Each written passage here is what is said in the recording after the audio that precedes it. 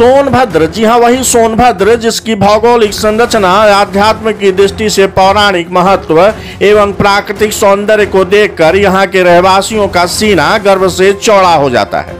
उसी सोनभद्र पर जब यहाँ आने वाले जिम्मेदार अधिकारियों की नजर पड़ती है तो यहाँ की अकूत संपदा को देखकर उनका सीना नहीं बल्कि आंखें चौड़ी होने लगती हैं। अधिकारी इसकी सुरक्षा एवं संरक्षा से ज्यादा इसके दोहन की मनोवृत्ति से ग्रसित हो जाते हैं। लिहाजा उन माफियाओं की दृष्टि को बल मिल जाता है जो पहले से ही किसी अवसर की प्रतीक्षा में घात लगाए बैठे हैं।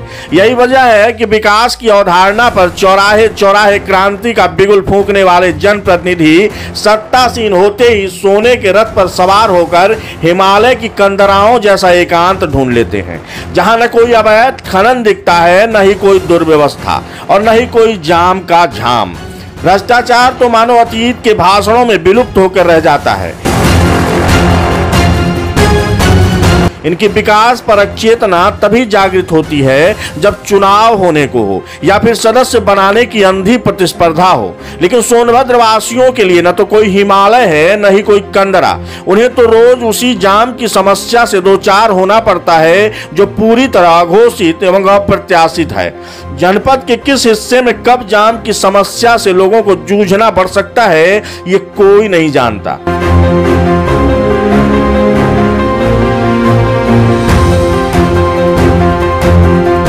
कहने को तो सब कानून की जद में है, लेकिन यह बात भी प्रमाणित है कि कोई कानून की हद में नहीं। अवैध खनन से लेकर ओवरलोड तक भ्रष्टाचार की प्रत्यक्ष गवाही दे रहा है। ओवरलोड राखड़ लदी गाड़ियों ने तो लोगों का सड़कों पर चलना मुहाल कर दिया है। हालांकि एनजीटी ने ऐसे मालवाहकों को ढककर ही संचालन के निर्देश जारी किए हैं, लेकिन ढकने का सही मानक निर्धारित न होने से जगह जगह सड़कों पर राखड़ गिर रहा है और सड़कों पर दौड़ रही गाड़ियों से राखड़ जब उड़ता है तो जिले में कार्यरत प्रदूषण नियंत्रण विभाग के उन अधिकारियों के चेहरे पर कालिक की तरह लिपट जाता है जिन्हें जिले को प्रदूषण मुक्त बनाने का दायित्व सौंपा गया है। इस जहरीली राख से बचने के लिए लोग तो चश्मा टोपी लगा ही रहे हैं, लेकिन आरटीओ से लेकर प्रदूषण नियंत्रण बोर्ड के अधिकारी अपनी भ्रष्ट कार्यशैली से जिस तरह आम लोगों को टोपी पहना रहे हैं उससे भ्रष्टाचार की सीमा भी अब अनियंत्रित होती नजर आ रही है।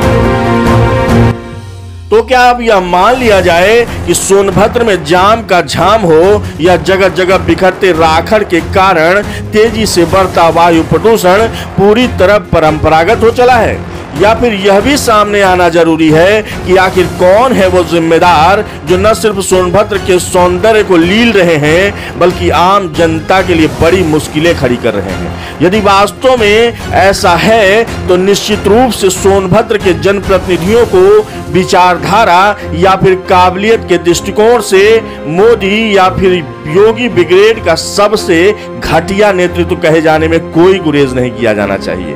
पुलिस प्रशासन बिल्कुल बेबस नजर आ रहा है। हाँफते पुलिस वाले भी अब अन्य जिम्मेदार विभागियों के भ्रष्ट कार्यशैली से लापरवाह होते नजर आ रहे हैं।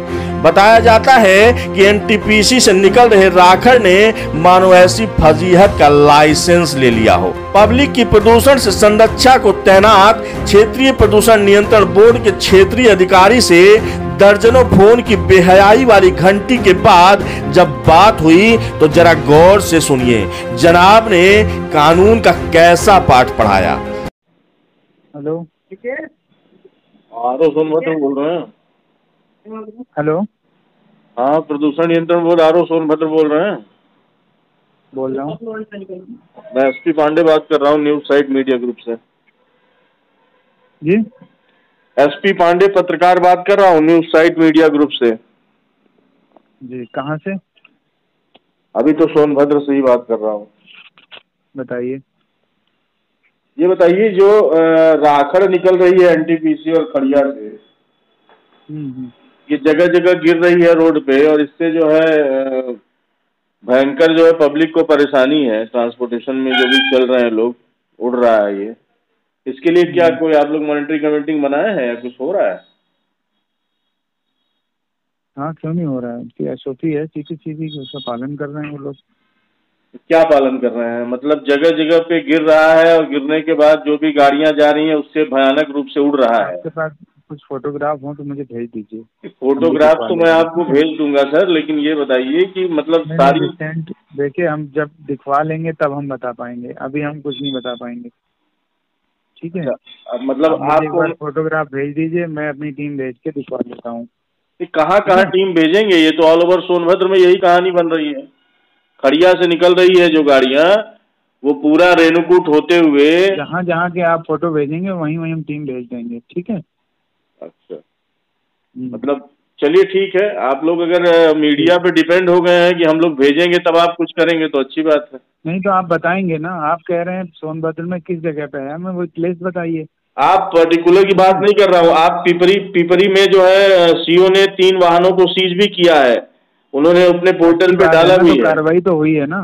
नहीं, वो कार्रवाई, उस कार्रवाई से सुधार हो गया क्या? कल पूरा भयानक रूप से यहाँ से लेकर के तो और कार्रवाई होगी तो और सुधार होगा, ऐसा नहीं है और कोई पकड़े जाएंगे।